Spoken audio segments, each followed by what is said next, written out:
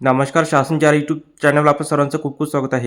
तर आताच्या घडीची सर्वात मोठी ब्रेकिंग न्यूज म्हणजे अखेर राज्य सरकारी कर्मचाऱ्यांना मार्च 2026ची वेतन या तारखेला त्या संदर्भात च्या माध्यमातून संपूर्ण अपडेट सविस्तरपणे पाहण्याला सुरू करूया.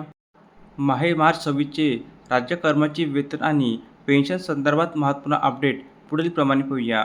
मार्च 26च्या वेतन तसेच पेन्शनसोबत राज्य सरकारी कर्मचारी आणि पेन्शनधारकांना महागाई भत्ता वाढीची थकबाकी मिळणार आहे. 4 महिन्याची वाढीव थकबाकी.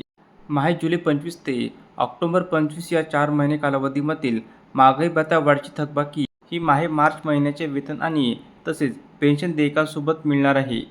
याकरिता 3% महागाई भत्ता वाढीची तक्ते संबंधित आहार संवितरण अधिकाऱ्यांनी तयार करून ठेवावेत. सदर 4 महिने महागाई भत्ता वाढीची रक्कम ही मार्च पेड इन एप्रिल वेतन तसेच पेन्शन देयकासोबत अदा करण्यात येणार आहे. यामुळे किमान ₹450 इतकी वाढ तर कमाल 6,000 इतकी वाढ होईल. यामुळे एकूण वेतन तसेच पेन्शनमध्ये मोठी वाढ होणार आहे. तर उर्वरित नोव्हेंबर 25 ते जानेवारी 26 या कालावधीमधील महागाई भत्ता वाढीची थकबाकी अदा करण्यासंदर्भात शासन निर्णयानंतर नव्याने निर्गमित केले जाणार आहे. तर अशा प्रकारे राज्य सरकारी कर्मचारी मार्च वेतन संदर्भात अतिशय महत्त्वपूर्ण अपडेट या एपिसोडच्या माध्यमातून आपण पाहिली आहे.